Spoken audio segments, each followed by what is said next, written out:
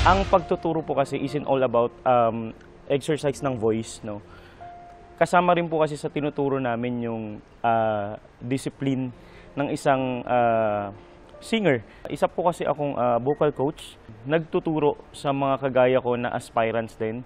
Isa po sa mga na-handle ko, yung last season po ng Team Estel sa The Boys Kids, yung last two standing na si Jenica at si Hebron, sila po yung mga students ko.